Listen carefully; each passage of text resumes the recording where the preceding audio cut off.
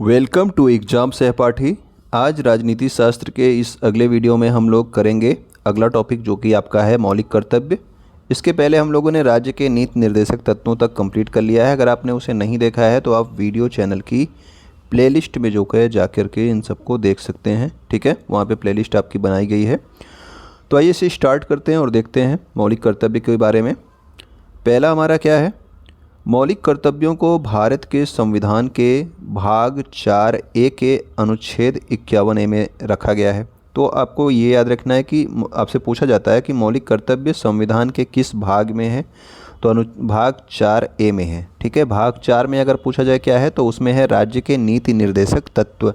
भाग 3 में क्या है, तो भाग 3 में है आपके मौलिक अधिकार। भाग 2 में क्या है, तो भाग 2 में है आपका नागरिकता। और भाग 1 में क्या है, तो भाग 1 में है आपका संघ और उसके राज्य क्षेत्र। ठीक है, तो मौलिक कर्तव्य भाग 4A में है और आपका अनुच्छेद 51 जो है इसमें इसे रखा गया है।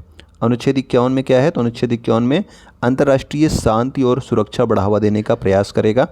सुरक्षा को बढ़ावा देने का प्रयास कौन करेगा, राज्य, ऐसा कहा गया है। अंतर्राष्ट्रीय शांति और सुरक्षा से संबंधित है अनुच्छेद 51। और अनुच्छेद 51A में क्या रखा गया है, तो इसमें रखा गया है मौलिक कर्तव्य। ठीक, मूल संविधान में एक भी मौलिक कर्तव्य नहीं था, यानी कि जब आपका संविधान बनाया गया था, ठीक है, जब आपका संविधान लागू हुआ था तो उस समय मौलिक कर्तव्य, एक भी मौलिक कर्तव्य शामिल नहीं किए गए थे। ठीक है, जीरो मौलिक कर्तव्य, यानी कि मौलिक कर्तव्य था ही नहीं, इसका कॉन्सेप्ट नहीं था। फिर बाद में आपका सरदार स्वर्ण सिंह समिति बनाई गई और इसकी सिफारिशों के आधार पर मौलिक कर्तव्य को संविधान में शामिल किया गया। और किस संविधान संशोधन के द्वारा जोड़ा गया था, तो सरदार स्वर्ण सिंह समिति की सिफारिश पर 42वें संविधान संशोधन अधिनियम 1976 के द्वारा इसे जोड़ा गया। ठीक है, यानी कि मौलिक कर्तव्यों को सरदार स्वर्ण सिंह समिति की सिफारिश पर 42वें संविधान संशोधन जब हुआ था 1976 में, तब जो है मौलिक कर्तव्य को जोड़ा गया था भाग 4A के अनुच्छेद 51A में। ओके, अगला पॉइंट देखते हैं, मौलिक कर्तव्यों को पूर्व सोवियत संघ, ठीक है, पहले रूस को जो है सोवियत संघ कहा जाता था, तो वहाँ के संविधान से लिया गया है, रूस के संविधान से या फिर सोवियत संघ के संविधान से। ठीक है, मौलिक कर्तव्य कहाँ से लिए गए हैं, पूर्व सोवियत संघ यानी कि रूस के संविधान से लिए गए हैं। प्रारंभ में जो मौलिक कर्तव्य थे इनकी संख्या कितनी थी, 10 थी। यानी कि जब आपके 42वें संविधान संशोधन 1976 के द्वारा जोड़ा गया 1976 में, कुल जो है आपके 10 मौलिक कर्तव्य जोड़े गए थे। लेकिन बाद में आपका 86वां संविधान संशोधन 2002 होता है। ठीक है, ये आपका शिक्षा से संबंधित है। ठीक, तो इसमें जो है शिक्षा का अधिकार को 11वां मौलिक कर्तव्य बनाया गया। तो आप याद रखना कि फिर 2002 में जाकर के आपका ये आपके 11 हो गए, यानी कि 11वां आपका 2002 में जोड़ा गया 86वें संविधान संशोधन 2002 के द्वारा। 1976 में जब आपका जोड़ा गया था तो उस समय केवल 10 जो है 10 मौलिक कर्तव्य जोड़े गए थे इसमें। ओके, मौलिक कर्तव्य नागरिकों पर बाध्यकारी नहीं है। बाध्यकारी नहीं है का मतलब कि ये कोई ज़रूरी नहीं है कि आपको मौलिक कर्तव्यों को मानना ही है। ठीक है, कोई बाध्यकारी नहीं है। ओके, मौलिक कर्तव्य न्यायालय में वाद योग्य भी नहीं है, यानी कि मौलिक कर्तव्य का कोई उल्लंघन करता है, कोई मौलिक कर्तव्यों को नहीं मानता है तो आप उसे दंड नहीं दे सकते हैं। ठीक है, तो न्यायालय में उसके खिलाफ नहीं जा सकते हो। ओके, अगला पॉइंट देखते हैं, वर्तमान में कुल 11 मौलिक कर्तव्य हैं। तो वर्तमान में तो आप जानते ही हैं, क्योंकि 2002 में 11वां जोड़ा गया था, तो 11 मौलिक कर्तव्य इस समय हैं। अब कौन कौन से हैं, जो कि निम्नलिखित हैं। संविधान का पालन करना, हम सभी को संविधान का, ऐसा इसमें जो है मौलिक कर्तव्य आपका, ये आपके नैतिकता के आधार पर बताए गए हैं कि ऐसा हम लोगों को करना चाहिए। ठीक है, कि संविधान का पालन करना, उसके आदर्श, उसकी संस्थाएं, राष्ट्रीय ध्वज और राष्ट्रगान का भी हमको आदर करना चाहिए। ठीक है, अगर आप नहीं करते हैं तो इसके खिलाफ कोई केस आप नहीं कर सकता, कोई भी केस नहीं कर सकता, अभी कुछ भी नहीं कर सकता। ठीक है, आपके ऊपर बाध्यकारी नहीं है, आप मानो या ना मानो। स्वतंत्रता के लिए हमारे राष्ट्रीय आंदोलन को प्रेरित करने वाले उच्च आदर्शों को हृदय में संजोए रखना, यानी कि स्वतंत्रता के समय जो आपके राष्ट्रीय आंदोलन हुए थे उन सब जो आदर्श थे उन सबको अपने हृदय में संजोए रखना तथा उसका पालन करना, ये भी आपका मौलिक कर्तव्य है। भारत की संप्रभुता, एकता और अखंडता की रक्षा करें तथा उसे अक्षुण्ण बनाए रखें।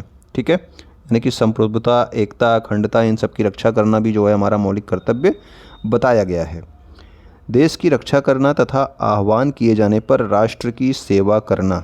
ठीक। तो देश की रक्षा करने की भी बात की जा रही, हम सभी को देश की रक्षा करनी चाहिए और जब जो है ज़रूरत पड़े तब अपने राष्ट्र की सेवा भी करनी चाहिए, ये भी कहा गया है आपके मौलिक कर्तव्य में। भारत के सभी लोगों में समरसता और समान भ्रातृत्व की भावना का निर्माण करें, जो धर्म, भाषा और प्रदेश या वर्ग पर आधारित सभी भेदभाव से परे हो। ठीक है, तो यानी कि कहा जा रहा है कि जितने भी लोग हैं उनके धर्म, भाषा, किसी दूसरे प्रदेश का हो या फिर दूसरे वर्ग का हो, तो उनसे कोई भेदभाव नहीं करना है। लोगों में समरसता होनी चाहिए और सभी में जो है भ्रातृत्व की भावना, यानी कि एक दूसरे से भाईचारे की भावना जो है बनाई जानी चाहिए। ऐसी प्रथाओं का त्याग करें जो स्त्रियों के सम्मान के विरुद्ध हो। ठीक है, यानी कि कहा जा रहा है कि स्त्रियों का सम्मान करना चाहिए। कुछ ऐसी जो आपकी प्रथाएं हैं जो जिससे स्त्रियों का जो है सम्मान नहीं होता है, वो सारी प्रथाओं को हम लोगों को त्याग देना चाहिए। ठीक। नेक्स्ट हमारा है भारत के समन्वित संस्कृति और गौरवशाली परंपरा के महत्व को समझना।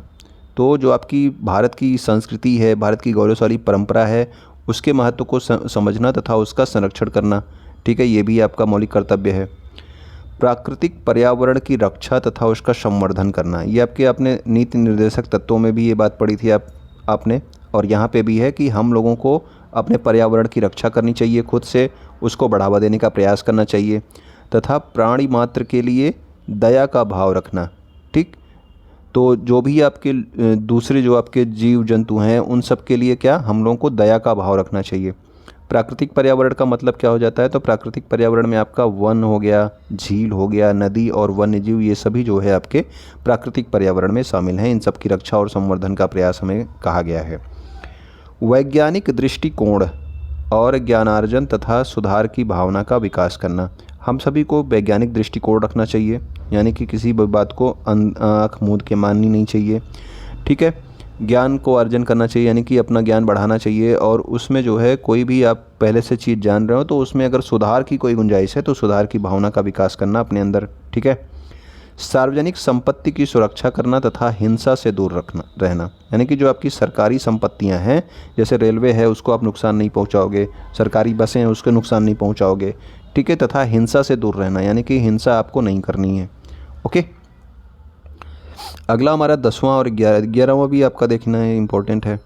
10वां क्या है आपका, व्यक्तिगत और सामूहिक गतिविधियों के सभी क्षेत्रों में उत्कर्ष की ओर बढ़ने का प्रयास करना, यानी कि व्यक्तिगत रूप से भी आप आगे बढ़ो, सामूहिक गतिविधि कोई हो रही है उसमें भी जो है आप आगे बढ़ने का प्रयास करो। ठीक है, और अच्छा होने का प्रयास करो, जिससे राष्ट्रीय उपलब्धि की नई ऊंचाइयों को प्राप्त कर सके। जैसे आपके खिलाड़ी लोग हैं, ठीक है, वो अपने व्यक्तिगत और सामूहिक गतिविधियां जो है करते हैं और व्यक्तिगत तरीके से इतने अच्छे हो जाते हैं कि आपका नए अच्छे गोल्ड अवार्ड ले आते हैं, तो इससे राष्ट्र की उपलब्धि होती है।